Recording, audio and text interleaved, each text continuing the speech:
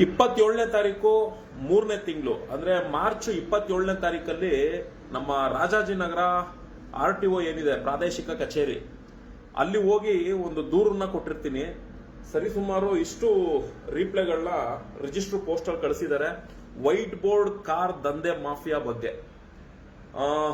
ಅವೆಲ್ಲವೂ ಕೂಡ ಇಲ್ಲಿದಾವೆ, ಎಲ್ಲ ಓಪನ್ ಮಾಡಿ ತೆಗೆದು ತೋರಿಸ್ತೀನಿ ಒಂದೊಂದೇ, ದಯವಿಟ್ಟು ತಿಳ್ಕೊಳ್ಳಿ. ನಾನು ಕೊಟ್ಟಿರುವಂತ ದೂರು ಸಾರಿಗೆ ವಾಹನಗಳನ್ನು ಸಾರಿಗೆತರ ವಾಹನಗಳನ್ನಾಗಿ ಅಕ್ರಮವಾಗಿ ಬಳಸಿಕೊಂಡು ಹಣ ಸಂಪಾದನೆ ಮಾಡುತ್ತಿರುವ ವಾಹನಗಳ ಮೇಲೆ ಕ್ರಮ ಜರುಗಿಸುವ ಬಗ್ಗೆ ಅಂತ ಹೇಳಿ ಸುಮಾರು 1, 2, 3, 4, 5, 6 ವೆಹಿಕಲ್ಗಳ ನಂಬರ್ಗಳನ್ನ ನೋಟ್ ಡೌನ್ ಮಾಡಿ RTO ರಾಜಾಜಿನಗರಕ್ಕೂ ಕೂಡ ದೂರನ್ನ ಕೊಟ್ಟೆ. ಮತ್ತೆ ಏನು ವಿಜಯನಗರ ಪೈಪ್ಲೈನ್ ಅಲ್ಲಿ ಈ ಒಂದು ವೈಟ್ ಬೋರ್ಡ್ ಕಾರ್ಗಳನ್ನ ಇಟ್ಕೊಂಡು ಹಣ ಸಂಪಾದನೆ ಮಾಡ್ತಿದ್ರು, ಇಂಥ ವಾಹನಗಳ ವಿಚಾರವಾಗಿ ಅಲ್ಲಿನ ಲೋಕಲ್ ಪೊಲೀಸ್ ಸ್ಟೇಷನ್ ಅಲ್ಲೂ ಕೂಡ ಇವ್ರ ಮೇಲೆ ಕ್ರಮ ತಗೊಳ್ಳಿ ಅಂತ ಹೇಳಿ ದೂರನ್ನ ಕೊಟ್ಟೆ. ಪೊಲೀಸ್ನವರು ಇದುವರೆಗೂ ಕೂಡ ಇವ್ರ ಮೇಲೆ ಏನು ಆಕ್ಷನ್ ತಗೊಂಡಿದೀವಿ ಏನು ಎತ್ತ ಅಂತ ಹೇಳಿ ಮಾಹಿತಿ ಕೊಟ್ಟಿಲ್ಲ.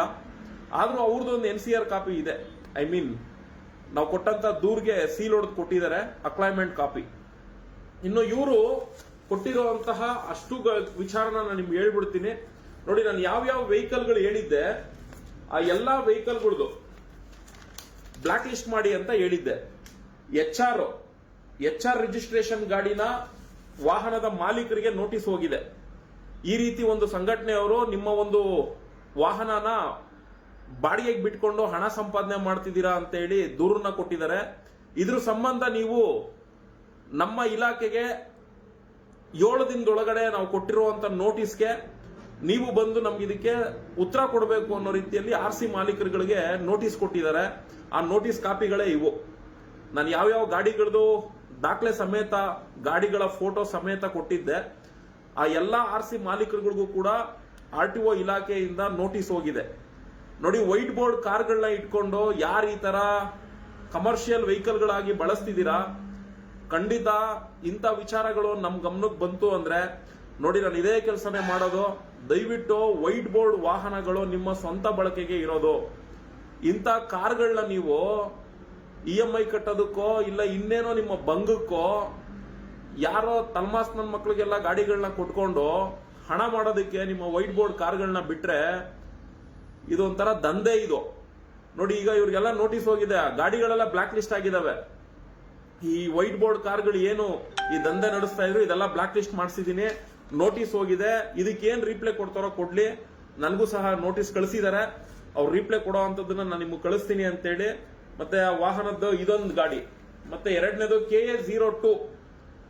KA02 MW7436 ಅಂತ ಹೇಳಿ ಈ ಗಾಡಿನೂ ಕೂಡ ಬ್ಲಾಕ್ ಲಿಸ್ಟ್ ಮಾಡಿ ಈ RC ಮಾಲೀಕರಿಗೂ ಕೂಡ ನೋಟಿಸ್ ಕಳಿಸಿದ್ದಾರೆ. ಮತ್ತೆ KA02 MV9141 ಈ ಗಾಡಿಗೂ ಕೂಡ ಬ್ಲಾಕ್ ಲಿಸ್ಟ್ ಮಾಡಿ ನೋಟಿಸ್ ಕಳಿಸಿದ್ದಾರೆ. ಇವ್ರಿಗೆ 7 ದಿನದೊಳಗಡೆ ಇವ್ರಿಗೆ ನೋಟಿಸ್ ಕೊಟ್ಟಿರೋದು ಯಾವಾಗ ಅಂದ್ರೆ 28/4 ಅಂದ್ರೆ 28ನೇ ತಾರೀಕು 4ನೇ ತಿಂಗಳಲ್ಲಿ ನೋಟಿಸ್ ಕೊಟ್ಟಿದ್ದಾರೆ. 7 ದಿನದೊಳಗಡೆ ಬಂದು ನೀವು ಇದಕ್ಕೆ ರೀಪ್ಲೇ ಕೊಡಬೇಕು ಅಂತೇಳಿ. ಮತ್ತೆ KA02 MV9179 ನೋಡಿ, ಈ ಗಾಡಿಗೂ ಕೂಡ ಬ್ಲಾಕ್ ಲಿಸ್ಟ್ ಮಾಡಿದ್ದಾರೆ, ಈ ಗಾಡಿಗೂ ಕೂಡ ನೋಟಿಸ್ ಕೊಟ್ಟಿದ್ದಾರೆ, ಅವರು ಕೂಡ ಬಂದು ರಿಪ್ಲೈ ಕೊಡಬೇಕು. ಮತ್ತೆ KA02 MV9462 ನೋಡಿ, ಈ ಗಾಡಿಗೂ ಕೂಡ ಬ್ಲಾಕ್ ಲಿಸ್ಟ್ ಮಾಡಿ ನೋಟಿಸ್ ಕೊಟ್ಟಿದ್ದಾರೆ. ಮತ್ತೆ ಇನ್ನೊಂದು ಗಾಡಿ ಬಂದು KA02 NT 6294 ಸಂಬಂಧಿಸಿದಂತೆ ಈ ಕಚೇರಿಯಲ್ಲಿ ಸದರಿ ವಾಹನದ ಶ್ರೇಣಿಯು ಆರಂಭವಾಗಿರುವುದಿಲ್ಲ ಹಾಗೂ ವಾಹನದ ನೋಂದಣಿಯ ಯಾವುದೇ ಮಾಹಿತಿ ಲಭ್ಯವಿರುವುದಿಲ್ಲ ಎಂದು, ಅಂದ್ರೆ ನಕಲಿ ನಂಬರ್ ಪ್ಲೇಟ್ ಹಾಕೊಂಡು ಓಡಿಸ್ತಿರ್ಬೇಕಿದು.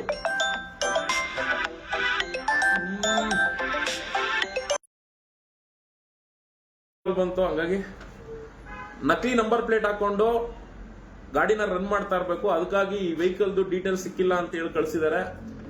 ನೋಡಿ, ಯಾರು ಈ ತರ ವೈಟ್ ಬೋರ್ಡ್ ಕಾರ್ಗಳನ್ನ ನಿಮ್ಮ ರೆಸಿಡೆನ್ಷಿಯಲ್ ಏರಿಯಾಗಳಲ್ಲಿ ನಿಲ್ಲಿಸ್ಕೊಂಡು ಅದನ್ನ ಬಾಡಿಗೆಗೆ ಬಿಟ್ಕೊಂಡು ಜೀವನ ಮಾಡ್ತಿದ್ದೀರಾ, ಇದು ಕಾನೂನಲ್ಲಿ ಅಪರಾಧ ಇದೆ. ಯಾಕೆಂದ್ರೆ ಅದರಲ್ಲಿ ಹೇಳಿದೆ, ಕರ್ನಾಟಕ ಮೋಟಾರ್ ವಾಹನ ಕಾಯ್ದೆ 1988 ಅನುಸಾರ ಸಾರಿಗೆ ವಾಹನಗಳನ್ನು ಸಾರಿಗೆತರ ವಾಹನಗಳನ್ನಾಗಿ ಬಳಸಿಕೊಳ್ಳುವುದು ಕಾನೂನಿನಲ್ಲಿ ಉಲ್ಲಂಘನೆಯಾಗಿದ್ದು, ಕಾನೂನಲ್ಲಿ ಇದು ಉಲ್ಲಂಘನೆ ಇದೆ. ವೈಟ್ ಬೋರ್ಡ್ ಕಾರ್ಗಳನ್ನ ನಿಮ್ ಸ್ವಂತ ಬಳಕೆಗೆ ಬಳಸಬೇಕೇ ಹೊರತು ಅದನ್ನ ಬಾಡಿಗೆಗೆ ಬಿಟ್ಕೊಂಡು ಅದರಲ್ಲಿ ಹಣ ಸಂಪಾದನೆ ಮಾಡೋದಿದೆಯಲ್ಲ, ಇದು ಒಂದು ರೀತಿ ತಲೆಡಿಕರುಗಳು ಸಂಪಾದನೆ ಮಾಡುವಂತ ರೀತಿಯ ಒಂದು ವ್ಯವಸ್ಥೆ ಇದು. ನಿಮ್ಗೆ ಹಂಗೂ ಹಣ ಸಂಪಾದನೆ ಮಾಡಬೇಕು ಅಂದ್ರೆ ಕಮರ್ಷಿಯಲ್ ವೆಹಿಕಲ್ಗಳು ಇಟ್ಕೊಳ್ಳಿ, ಮಾಡಿ ಒಂದೊಂದು ಟ್ರಾವೆಲ್ಸ್ ಓಪನ್ ಮಾಡ್ಕೊಂಡು ಬಿಸ್ನೆಸ್ ಮಾಡಿ. ಅದನ್ನ ಬಿಟ್ಬಿಟ್ಟು ನಿಮ್ ಸ್ವಂತ ಬಳಕೆಗೆ ಬಳಸುವಂತ ಗಾಡಿಗಳನ್ನ ಅದನ್ನ ಟ್ರಾನ್ಸ್ಪೋರ್ಟ್ ಲೈನ್ಗೆ ಬಾಡಿಗೆ ಹೊಡಿಯೋದು ಕೊಡೋದು, ಇನ್ನೊಬ್ರಿಗೆ ಯಾರಿಗೋ ಕೊಡೋದು, ಅವ್ರು ಅದ್ರಲ್ಲಿ ನಿಮಗೆ ಕಮಿಷನ್ ಕೊಡೋದು, ಇಲ್ಲ ಸೆಕೆಂಡ್ಸ್ ಗಾಡಿಗಳನ್ನ ತಗೊಂಬಂದು ಅದನ್ನ ಬಾಡಿಗೆಗೆ ಬಿಡೋದು. ನೋಡಿ, ಇಂಥವ್ರದ್ದು ಯಾರದೇ ಕಂಡು ಬಂದ್ರು ಖಂಡಿತ ಇದೇ ಪ್ರಕ್ರಿಯೆಗಳನ್ನೇ ನಾವು ಮಾಡೋದು. ನೋಡಿ, ಈ ಗಾಡಿ ಎಲ್ಲ ಬ್ಲಾಕ್ ಲಿಸ್ಟ್. ಇವ್ರುಗಳು ಬಂದು ಪ್ರತಿಕ್ರಿಯೆ ಕೊಟ್ಟಿಲ್ಲ ಅಂದ್ರೆ ಆ ಗಾಡಿ ಇನ್ನಷ್ಟೇ ವೇಸ್ಟ್ ಇನ್ ಆ ಗಾಡಿ. ಈ ಕೆಲಸ ದಯವಿಟ್ಟು ಮಾಡ್ಕೊಳ್ಬಾರ್ದು ಬೇರೆಯವರು ಅನ್ನೋ ವಿಚಾರಕ್ಕೋಸ್ಕರ ಇದನ್ನ ಸೋಷಿಯಲ್ ಮೀಡಿಯಾದಲ್ಲಿ ಜಾಗೃತಿ ಮೂಡಿಸ್ತಾ ಇದೀವಿ. ಅವತ್ತಿನ ದಿನ ಈ ಒಂದು ಕಾರ್ಯಕ್ಕೆ ಯಾರೆಲ್ಲ ನಮ್ಮ ಸಂಘಟನೆಯ ಸದಸ್ಯರುಗಳು ಬಂದು ಸಾಥ್ ಕೊಟ್ಟಿದ್ರು ಅವರೆಲ್ಲರಿಗೂ ಕೂಡ ಹೃದಯಪೂರ್ವಕ ಧನ್ಯವಾದ ತಿಳಿಸ್ತೀನಿ. ಹಾಗೆ ಆ ವಿಜಯನಗರ ಪೈಪ್ಲೈನ್ ರಸ್ತೆಯಲ್ಲಿ ಏನ್ ಈ ದಂಧೆ ನಡೆಸ್ತಿದ್ರು, ಈ ದಂಧೆ ವಿಚಾರವಾಗಿ ಒಬ್ರು ಮೇಡಮ್ ಅವರು ಇದ್ರ ಸಂಪೂರ್ಣ ಮಾಹಿತಿಗಳನ್ನ ಕೊಟ್ಟಿದ್ರು. ಹಂಗಾಗಿ ಅವ್ರಿಗೂ ಕೂಡ ಈ ಮುಖಾಂತರ ಧನ್ಯವಾದ ತಿಳಿಸ್ತೀನಿ. ನೋಡೋಣ, ಸಾರಿಗೆ ಇಲಾಖೆಯವರು ಕೊಟ್ಟಿರುವಂತ ನೋಟಿಸ್ಗೆ ಈ ವಾಹನದ ಮಾಲೀಕರುಗಳು ಬಂದು ಏನ್ ಪ್ರತಿಕ್ರಿಯೆಗಳು ಕೊಡ್ತಾರೆ ಅನ್ನೋದು ಗೊತ್ತಾಗುತ್ತೆ. ಈ ತರ ವಾಹನಗಳನ್ನ ಇಟ್ಕೊಂಡು ಏನು ಬಾಡಿಗೆಗೆ ಬಿಟ್ಕೊಂಡು ಅಲ್ಲಿ ರೌಡಿಸಮ್ ಮಾಡ್ಕೊಂಡು ಬದುಕ್ತಿದ್ರು ಅವ್ರಗಳ ಮೇಲೂ ಕೂಡ ಪೊಲೀಸ್ ಸ್ಟೇಷನ್ ಅಲ್ಲಿ ದೂರು ಕೊಟ್ಟಿದೀವಿ. ಪೊಲೀಸ್ನವರು ಆ ವಿಚಾರದಲ್ಲಿ ಏನ್ ತನಿಖೆ ಮಾಡ್ತಾರೋ, ಏನ್ ಕ್ರಮ ತಗೊಳ್ತಾರೋ ಕಾದ್ ನೋಡ್ಬೇಕಾಗ್ತದೆ. ಇದೇ ತರದಲ್ಲಿ ಝೂಮ್ ಮೇಲೂ ಕೂಡ ದೂರನ್ನು ಕೊಟ್ಟಿದೀವಿ. ಝೂಮ್ ಅವ್ರನ್ನ ಜೀವನ್ ಭೀಮ್ನಗರ ಪೊಲೀಸ್ ಸ್ಟೇಷನ್ ಅವರು ಕರೆಸ್ತೀವಿ ಅಂತ ಹೇಳಿದ್ದಾರೆ. ಇವತ್ತವರೆಗೂ ಸೌಂಡ್ ಇಲ್ಲ. ಅದನ್ನು ಕೂಡ ಪರಿಶೀಲನೆ ಮಾಡಿಸುವಂತ ಕೆಲಸನ ಈ ತಿಂಗಳಲ್ಲಿ ಮಾಡ್ತೀವಿ. ಧನ್ಯವಾದ. ವೈಟ್ ಬೋರ್ಡ್ ಕಾರ್ಗಳನ್ನ ಇಟ್ಕೊಂಡು ಯಾರೆಲ್ಲ ಬಿಸ್ನೆಸ್ ಮಾಡ್ತಿದ್ದೀರಾ ಈ ಜಿಲ್ಲೆಗಳ ಭಾಗದಲ್ಲಿ, ತಾಲೂಕು ಭಾಗದಲ್ಲಿ, ಗ್ರಾಮಾಂತರ ಭಾಗದಲ್ಲಿ, ನೀವೆಲ್ಲ ನಿಲ್ಲಿಸ್ಬೇಕು. ಆಮೇಲೆ ಇದನ್ನ ನಿಲ್ಲಿಸ್ತೆ ನೀವು ಹಂಗೆ ರನ್ ಮಾಡ್ತಿರ್ತೀರಾ ಅಂದ್ರೆ ಆ ಭಾಗದಲ್ಲಿ ಯಾರು ಎಲ್ಲೋ ಬೋರ್ಡ್ ಚಾಲಕರಿದ್ದೀರಾ ನೋಡಿ, ನೀವೆಲ್ಲ ಬಂದು ನನ್ನ ಭೇಟಿ ಮಾಡಿ. ನಿಮ್ಮ ಜಿಲ್ಲೆ, ತಾಲೂಕು, ಗ್ರಾಮ ಭಾಗದಲ್ಲಿ ಏನು ವೈಟ್ ಬೋರ್ಡ್ ಕಾರ್ಗಳು ಓಡ್ತಿದಾವೆ ಅದನ್ನ ನಿಲ್ಲಿಸೋದಕ್ಕೆ ಎಷ್ಟು ಸಾಧ್ಯ ಆಗುತ್ತೋ ಅಷ್ಟು ಶ್ರದ್ಧೆಯಿಂದ ಕೆಲಸ ಮಾಡಿಸ್ಕೊಡ್ತೀನಿ. ಯಾಕೆ ಅಂದ್ರೆ ನನಗೆ ಗೊತ್ತಿದೆ ನೀವು ಅಲ್ಲಿ ಲೋಕಲ್ ಅಲ್ಲಿ ಏನು ಮಾಡ್ಕೊಳಕ್ಕಾಗಲ್ಲ, ನಿಮ್ಮ ಮೇಲೆನೆ ಅವರು ತೊಂದರೆ ಕೊಡುವಂತ ಕೆಲಸ ಮಾಡ್ತಾರೆ. ಆದ್ರೆ ನಿಮ್ಮ ಭಾಗದಲ್ಲಿ ನಡೀತಿರುವಂತ ಇಂಥ ಅಕ್ರಮ ಆಕ್ಟಿವಿಟೀಸ್ಗಳು ನಿಲ್ಬೇಕು ಅಂದ್ರೆ ನಾನು ಇದ್ರ ಬಗ್ಗೆ ಕಮಿಷನರ್ ಹತ್ರನೂ ಮಾತಾಡಿದ್ದೀನಿ, ಟ್ರಾನ್ಸ್ಪೋರ್ಟ್ ಕಮಿಷನರ್, ಅಡಿಷನಲ್ ಕಮಿಷನರ್ ಹತ್ರನೂ ಮಾತಾಡಿದ್ದೀನಿ. ಈ ತರದ ಎಷ್ಟೇ ದೂರುಗಳಿದ್ರು ಕೊಡಿ ಸೋಮಶೇಖರ್, ಆ ಕೆಲಸ ಮಾಡಿಸ್ಕೊಡೋ ಜವಾಬ್ದಾರಿ ನಮ್ದು ಅಂತಾನೂ ಕೂಡ ಹೇಳಿದ್ದಾರೆ. ಹಂಗಾಗಿ ನಿಮ್ಮ ಜಿಲ್ಲೆ ಭಾಗದಲ್ಲಿ ಆ ತರ ಏನಾದ್ರು ಸಮಸ್ಯೆಗಳಿತ್ತು ಅಂದ್ರೆ ಖಂಡಿತ ನನ್ನ ಬಂದು ಆಫೀಸಲ್ಲಿ ಭೇಟಿ ಮಾಡಿ, ಅದು ಯಾವ್ಯಾವ ಗಾಡಿಗಳ ತರ ಓಡ್ತಿದಾವೆ ಸಾಧ್ಯ ಆದ್ರೆ ಅದ್ರದ್ದೆಲ್ಲ ಫೋಟೋಸ್ಗಳು ತಗೊಂಡ್ಬನ್ನಿ. ಖಂಡಿತ ಅಂತವ್ರ ಮೇಲೆ ಇದೇ ತರ ಬ್ಲಾಕ್ ಲಿಸ್ಟ್ಗಳು ಮಾಡಿಸಿ ಅವ್ರಗಳಿಗೆಲ್ಲ ನೋಟಿಸ್ ಇಶ್ಯೂ ಮಾಡಿಸುವಂತ ಕೆಲಸ ಮಾಡೋಣ. ಧನ್ಯವಾದ.